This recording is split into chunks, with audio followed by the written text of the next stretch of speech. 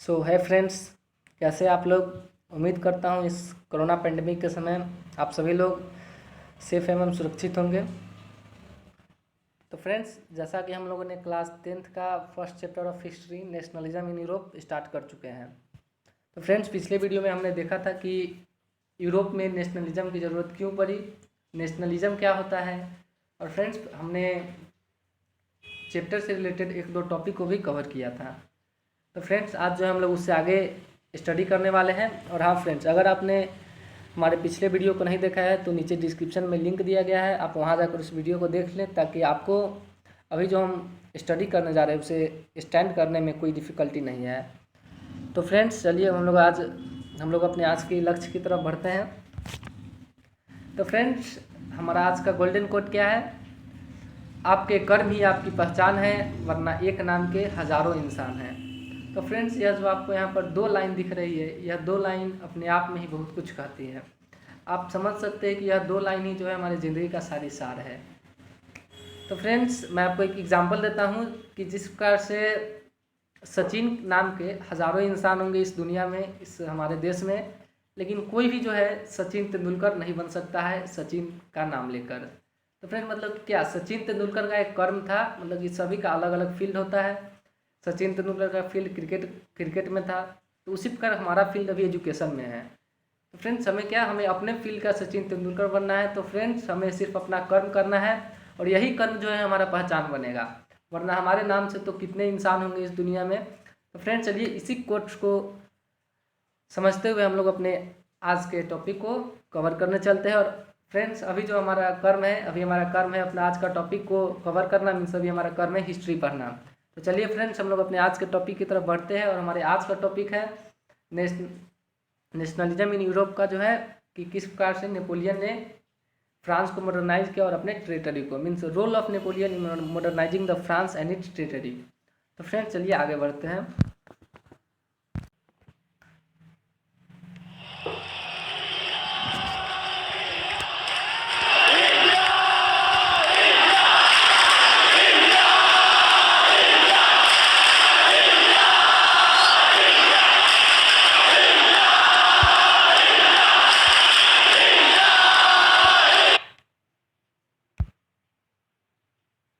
तो फ्रेंड्स, यहाँ पर जो आपको साउंड आपने सुना, यह जो एक नेशनलिटी का साइन है। मीन्स यहाँ पर जो है इंडियंस जो है, means we are also Indian, I also feel proud to be an Indian.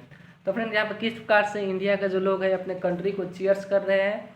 और आई थिंक ये जो साउंड है ये किसी क्रिकेट स्टेडियम का है, जहाँ पर 11 प्लेयर जो है 1.25 करोड़ देशवासियों को रिप्रेजेंट कर रहा है। तो फ्रेंड्स, क्या है, यहाँ पर नेशनलिज्म है। और फ्रेंड्स, हमारा सारा जो चैप्टर है आज, जो सारा लेक्चर होगा हमारा इस चैप्टर का, वो भी जो है इसी साउंड के प्रति, इसी साउंड के इर्द गिर्द घूमता रहेगा। मतलब नेशनलिज्म के इर्द गिर्द जो है हमारा सारा चैप्टर है। तो फ्रेंड्स, ये था, थोड़ा मैंने आपको बता दिया कि इस चैप्टर में हमें क्या पढ़ना है। तो फ्रेंड्स, अपने आज के टॉपिक की तरफ फिर से बढ़ते हैं। तो फ्रेंड्स, ये रहा हमारा टॉपिक आज का। हमारा आज का टॉपिक है role of Napoleon in modernising the France and his territory and spreading the idea of nation. तो फ्रेंड्स, मॉडर्नाइजेशन क्या होता है, व्हाट इज मॉडर्नाइजेशन, इसके बारे में जो है हमने अपने पिछले क्लास में ही पढ़ चुके हैं। तो फ्रेंड्स, आप हमें मॉडर्नाइजेशन का डिफिनीशन फटाफट कमेंट में दीजिए। और फ्रेंड्स, हम जानेंगे कि फ्रांस में जो है मॉडर्नाइजेशन की क्यों आवश्यकता थी, फ्रांस में क्या हुआ जो जिसे मॉडर्नाइज करने की आवश्यकता पड़ी, और फिर उसे किस प्रकार से नेपोलियन ने मॉडर्नाइज किया फ्रांस को और अपने टेरिटरी को, और एक नेशन का, एक नेशनलिज्म का जो आइडिया है उसे पूरे यूरोप में स्प्रेड किया। तो फ्रेंड्स, पहले हम लोग जानते हैं कि हमें मॉडर्नाइजेशन की नीड क्यों पड़ती है, किसी भी फील्ड में, किसी भी जगह हमें मॉडर्नाइजेशन की नीड क्यों पड़ती है। तो फ्रेंड्स, हम लोग जो है इमेजिन करते हैं कि हम लोग 100 ईयर्स से मीन्स 100 साल पहले हम लोग इमेजिन करना है, 100 साल पहले हम लोग इस दुनिया में है, इस धरती पर हमारा जन्म हुआ है 100 साल पहले। उस समय जो है कुछ नहीं है, ना सेलफोन है, ना एक ट्रेवलिंग करने के लिए कोई मेट्रो है, ना रेल है, ना बस है, ना स्कूटर है, ना बाइक है। मीन्स उस समय जो हम लोग इनिशिएंट पीपल है, मॉडर्नाइज नहीं हुए हैं। तो फ्रेंड्स, थिंक कीजिए कि पहले जो हम लोग, थिंक नहीं करना है, पहले जो हम लोग एनिमल से ही ट्रेवलिंग करते थे। तो फ्रेंड्स, हम लोग एनिमल से ट्रेवलिंग करते थे तो फिर हमें कितना टाइम लगता था कहीं पर ट्रेवल करने के लिए, इसके बारे में मैं सोचता हूँ आपको बताने की आवश्यकता नहीं है, क्योंकि हमारे अंदर अभी कुछ बौद्धिक क्षमता डेवलप हो चुका है। तो फ्रेंड्स पहले जो है मॉडर्नाइजेशन नहीं था तो बहुत प्रकार की डिफ़िकल्टी आती थी। कोई मैसेज हमें भेजना है तो फिर हमें हरकारा के सहारे भेजना पड़ता था। और फ्रेंड्स हरकारा क्या होता है, मीन्स फ्रेंड्स कोई घुड़सवार व्यक्ति होता था, वही जो है अपने अगर इंस्टेंट मैसेज भेजना है तो फिर हम हरकारा का यूज करते थे। और ऐसे तो हमने सुना ही कि कबूतर से भी मैसेज भेजा जाता था। तो फ्रेंड्स ये जो है क्या है, बिफोर मॉडर्नाइजेशन। तो इमेजिन कीजिए कि उस समय कितना डिफ़िकल्टी आता होगा। सपोज कीजिए किसी हरकारा को रास्ता पर किसी ने मार दिया, तो फ्रेंड्स वहाँ पर कितना डिफ़िकल्टी आता होगा उसके मैसेज को भेजने के लिए, अगर कोई इंपॉर्टेंट मैसेज होगा। सपोज कीजिए आज के सिचुएशन से अगर किसी का जॉब का लेटर आया है, उस समय हरकारा द्वारा भेजा जा रहा है, उसका इंटरव्यू देना है कल, और एक दिन पहले जो है बहुत लेट हो गया आते आते, तो उसका जो है जॉब का लेटर आया। तो फ्रेंड्स उस समय उस व्यक्ति का तो एक दिन में पहुंच पाना वहाँ पर पॉसिबल नहीं है 100 साल पहले, क्योंकि उस समय एनिमल से ट्रेवलिंग किया जाता था। तो फ्रेंड्स इसलिए हमें मॉडर्नाइजेशन की आवश्यकता पड़ी। और फिर जैसा कि आप जानते हैं कि हम लोग जो है ईश्वर के द्वारा बनाए गए, गॉड के द्वारा बनाए गए लेटेस्ट मॉडल हैं। तो हमारे अंदर बौद्धिक क्षमता थी और हमने जो है अपने आप को मॉडर्नाइज किया। धीरे धीरे पहिया का आविष्कार हुआ, फिर रेलवे, मेट्रो, ऐसे करते करते आज हम लोग प्लेन का आविष्कार कर रहे हैं। और हम लोग वर्षों मतलब कि जिस दूरी को ट्रेवल करने के लिए हमें वीक्स ऑफ टाइम लगते थे, उससे जो हम लोग घंटों में ट्रेवल कर लेते हैं। सपोज कीजिए हमें जो बिहार से दिल्ली जाना है, तो फ्रेंड्स क्या है, हम एरोप्लेन से आवर्स में जा सकते हैं। तो फ्रेंड्स आई होप कि आपको समझ में आ गया होगा कि हमें मॉडर्नाइजेशन की नीड क्यों पड़ी। तो फ्रेंड्स चलिए अब हम लोग बढ़ते हैं कि फ्रांस में मॉडर्नाइजेशन की नीड क्यों पड़ी। हाँ, तो फ्रेंड्स यहाँ पर आई थिंक कि आप लोग सडनली शॉक्ड हो गए हैं कि मैंने जो है, तो फ्रेंड्स यहाँ पर मैंने एक जो अपने फील्ड में भी सचिन तेंदुलकर की तरह ही बहुत ही सक्सेसमैन हुए हैं, मैंने यहाँ पे MS धोनी का जो है पिक्चर डाला है। तो फ्रेंड्स आप देख सकते हैं कि वहाँ पर एक स्टंपिंग कर रहे हैं। तो फ्रेंड्स क्रिकेट में स्टंपिंग भी एक बहुत ही इंपॉर्टेंट पार्ट होता है, और विकेट कीपिंग। तो फ्रेंड्स जिस प्रकार से यह कहा जाता है कि MS धोनी जो है विकेट कीपिंग के नए मानदंड को स्थापित किए, मतलब कि नए लाइन को इस्टेब्लिश किया कि किस प्रकार से स्टंपिंग किया जाता है। मतलब कि उन्होंने क्या किया, विकेट कीपिंग में मॉडर्नाइजेशन ले आए। तो जिस प्रकार से MS धोनी ने विकेट कीपिंग में मॉडर्नाइजेशन लाए, उसी प्रकार से जो है यहाँ पर जो आपको बैकग्राउंड में इमेज दिख रहा है नेपोलियन बोनापार्ट का, तो इन्होंने जो भी है फ्रांस में मॉडर्नाइजेशन लाया। तो फ्रेंड फ्रांस में क्या था, आखिर पहले क्या था कि वहाँ पर मॉडर्नाइजेशन की आवश्यकता पड़ी। तो फ्रेंड्स जैसा कि आप लोग जानते हैं कि नेपोलियन बोनापार्ट का जो है बहुत ही बड़ा साम्राज्य था, उनके पास एक बिग एम्पायर था, और जिसे जो है उन्होंने विभिन्न लड़ाइयाँ लड़ी और उसमें जो है उन्होंने जीत हासिल की और अपना एम्पायर को बढ़ाते चले गए। और यह भी सही है कि उन्होंने तानाशाही मतलब डिक्टेटरशिप को लिया फ्रांस में, लेकिन इन्होंने डेमोक्रेसी को जो डिस्ट्रॉय कर दिया। लेकिन उन्होंने जो डिक्टेटरशिप लाया ना, उन्होंने वहाँ के फ्रांस के जो एडमिनिस्ट्रेटिव फील्ड था उसे और भी स्ट्रॉन्ग और इफ़िशियंट बना दिया। तो फ्रेंड्स अब मैं आपको बता रहा हूँ कि फ्रांस में जो है मॉडर्नाइजेशन से पहले क्या होता था। तो फ्रेंड्स फ्रांस में मॉडर्नाइजेशन से पहले जो है वहाँ पर आपको व्यापारिक संगठन नहीं बना सकते, मतलब कि जो बिजनेसमैन का जो एक संगठन होता है वो आप फ्रांस में नहीं बना सकते हैं। ग्रुप ऑफ बिजनेसमैन एक साथ मिलकर बात नहीं कर सकते थे। और वहाँ पर जो लोगों को जो है कुछ स्टेट को, जैसा कि फ्रांस में फ्रेंच रेवोल्यूशन में हमने डिस्कस किया था कि फ्रेंच रेवोल्यूशन में किस प्रकार से वहाँ पर सोसाइटी डिवाइडेड था, और वहाँ पर फर्स्ट स्टेट और सेकंड स्टेट को बर्थ प्रिविलेजेज मिलते थे। तो फ्रेंड्स ये क्या था, वहाँ पर इसे जो है मॉडर्नाइज करने की आवश्यकता थी। तो फ्रेंड्स अगर आप फ्रेंच रेवोल्यूशन देखना चाहते हैं उस वीडियो को, तो नीचे डिस्क्रिप्शन में लिंक दिया गया है, अगर आप उसे देख लेंगे तो आपको बिल्कुल अच्छे से समझ में आएगा और आपको कोई दिक्कत नहीं होगी। और अगर आप पढ़े हुए हैं तब तो ये बहुत अच्छी बात है। तो फ्रेंड्स इस प्रकार क्या है, फ्रांस में बहुत चीज़ों को मॉडर्नाइज करना है। सपोज कीजिए कोई बिजनेसमैन है, सपोज कीजिए कि मैं ही एक बिजनेसमैन हूँ और मुझे जो है अलग अलग अपने ही देश में इंडिया में ही मुझे अलग अलग राज्य में अपने को सामान बेचना है। तो फ्रेंड्स क्या है, फ्रांस में क्या था कि मैंने फ्रांस का जो अलग अलग स्टेट्स था, अगर आप उसमें अपना गुड्स को डिस्ट्रीब्यूट करने जा रहे हैं, बेचने जा रहे हैं, तो आपको वहाँ पर अलग अलग स्टेट में अलग अलग टैक्सेस देना पड़ता था, डिफरेंट टाइप्स ऑफ टैक्सेस थे। तो फ्रेंड्स क्या है, मतलब कि उसमें हमें क्या होगा, उसमें होगा कि जितना हमें टर्नओवर नहीं मिलेगा उससे ज़्यादा कहीं हम टैक्सेस पे करते करते ही हमारी हालत ख़राब हो जाएगी। तो ये क्या है, इसे मॉडर्नाइज करने की ज़रूरत थी। तो इसी को जो है नेपोलियन बोनापार्ट ने इसे जो है, जो वहाँ की जो हालत थी बहुत ही ख़राब हालत थी, लेकिन उन्होंने नेपोलियन ने देखा अरे यहाँ पे क्या हो रहा है कि यार कोई बिजनेसमैन है तो जितना उसका टर्नओवर नहीं है उससे ज़्यादा वो टैक्स ही पे कर रहे हैं। कोई स्टेट का कोई पीपल है तो कोई जो है बिल्कुल एक सोफा पर बैठा हुआ है, कोई जो है ज़मीन पर बैठा हुआ है और वो भी वो काम ही कर रहा है। उसे टैक्स एक अकेले पर्सन को पूरा कंट्री के लिए टैक्स पे करना है, एक स्टेट को, और दो स्टेट जो अपना मज़े कर रहे हैं, एंजॉय कर रहे हैं। तो नेपोलियन ने सोचा ऐसे तो फिर एक नेशन मतलब कि फ्रांस जो है कभी भी डेवलप नहीं कर सकता है। तो उन्होंने सोचा कि मतलब कि फ्रांस को उन्होंने जीत लिया था, फ्रांस के भी रूलर थे तो मतलब कि वो अब फ्रांस के सरकार हो चुके थे। तो उन्होंने फ्रांस को सोचा कि अब कैसे डेवलप किया जाए। तो फ्रेंड्स जिस प्रकार से हमारी मोदी सरकार है, मतलब हम इंडियन है तो हम सोचते हैं कि हमारी कंट्री जो है कितना डेवलप करे। हमारी मोदी सरकार सोचती होगी, मोदी जी सोचते होंगे कि हम अपने कंट्री को किस प्रकार से आगे बढ़ाएं। तो उसी प्रकार नेपोलियन ने सोचा इस प्रकार से तो मैं अपने टेरिटरी को आगे नहीं बढ़ा सकता हूँ। तो उन्होंने वहाँ पर मॉडर्नाइजेशन की ज़रूरत को समझा, वहाँ पर भाप लिया कि यहाँ पर मॉडर्नाइजेशन की आवश्यकता है। तो उन्होंने जो है इस फील्ड में बहुत सारे क्रूशियल वर्क किए, और उन्होंने जो वर्क किए मॉडर्नाइजेशन के लिए उसे जो है एक नाम दे दिया गया। उन्होंने इसे इंट्रोड्यूस किया civil code of 1804। What civil code of 1804 और नेपोलियनिक कोड इसे कहा जाता है।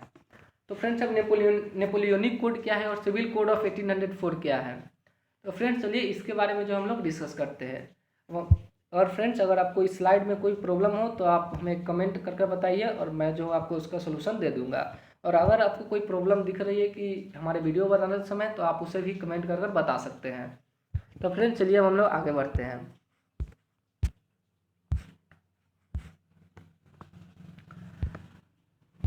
तो फ्रेंड्स अब जो हम लोग जानेंगे कि नेपोलियन ने कौन कौन से वर्क किए फ्रांस को मॉडर्नाइज करने के लिए, जिसे उन्होंने सिविल कोड ऑफ 1804 और या नेपोलियनिक कोड के नाम से इंट्रोड्यूस किया और यह जाना जाता है। तो फ्रेंड्स अब नेपोलियनिक कोड क्या है, व्हाट इज नेपोलियनिक कोड। तो फ्रेंड्स उन्होंने सबसे पहले क्या किया, फ्रांस में क्या प्रॉब्लम था, वहाँ पर डिस्क्रिमिनेशन था। उन्होंने वहाँ पर डिस्क्रिमिनेशन को खत्म करने के लिए क्या किया, क्या किस प्रकार का डिस्क्रिमिनेशन था। तो कुछ लोगों को बर्थ प्रिविलेजेस मिले हुए थे, तो उन्होंने सबसे पहले जो बर्थ प्रिविलेजेस था उसे बैंड कर दिया। मतलब क्या, all privileges based on birth were banned, कि अब किसी को कोई प्रिविलेज नहीं है, जन्म से कोई भी अधिकार नहीं है। आप जन्म लिए और आपको कोई अधिकार मिल गया, ये तो नहीं है। भारत में भी अगर आपको वोटर आईडी कार्ड लेना है तो आपको 18 साल क्रॉस करना होगा। जन्म लेते ही आपको फंडामेंटल राइट मिलते हैं, लेकिन सारे अधिकार जन्म लेते ही नहीं मिलते हैं। तो इन्होंने क्या किया, इन्होंने बर्थ प्रिविलेजेस को बैंड कर दिया। फिर इन्होंने क्या किया, इन्होंने देखा कि यहाँ पर जो एडमिनिस्ट्रेटिव डिवीज़न है, मतलब कि जो पावर का डिवीज़न है वो बहुत ही क्रिटिकल है। तो इन्होंने जो है उसे सिंप्लीफाई कर दिया है। जिस प्रकार भारत में जो है हमने क्या है, लेजिस्लेटिव है, एग्जीक्यूटिव है, कंसिक्यूटिव है, मतलब कि ये सब जो है इसे जो है उन्होंने ऐसे ही उन्होंने फ्रांस में भी जो है उन्होंने वहाँ के पावर को सिंप्लीफाइड कर दिया। उन्होंने जो है उन्हें कुछ सरल बना दिया, जो बहुत ही कॉम्प्लेक्सिटी था वहाँ के एडमिनिस्ट्रेटिव डिवीज़न में, तो उसे जो है उन्होंने बहुत ही सिंप्लीफाई बना दिए। और वहाँ पर जो फ्यूडल सिस्टम था, उन्हें जो फ्यूडल सिस्टम जो था उसे भी उन्होंने बैंड कर दिया। वहाँ पर सर्फडम था, क्या था, serfdom of peasants. Friends serfdom क्या होता है, मतलब कि समझ लीजिए कि स्लेवरी कह सकते हैं हम लोग इसे, लेकिन स्लेवरी होता नहीं है। मतलब कि सपोज कीजिए कोई पीजेंट्स जो है बहुत ही पुअर है, तो कोई जो रिच लैंडलॉर्ड है वह जो है 4-5 पीजेंट्स को अपना ग्रुप बना लिया और उन्हें जो है उन्हें अपने पास रख लिया और उन्हें जो उससे दिन भर काम करवाते हैं, उन्हें सैलरी उन्हें बहुत कम दिया जाता है। ये क्या है, सर्फडम है। मतलब कि बहुत ज़्यादा पीजेंट्स को एक साथ ग्रुप में बनाकर अपने अंडर में ले लेना। तो इन सब चीज़ों को उन्होंने क्या किया, बैंड कर दिया। वहाँ पर फ्यूडल सिस्टम था, इसे भी उन्होंने बैंड कर दिया।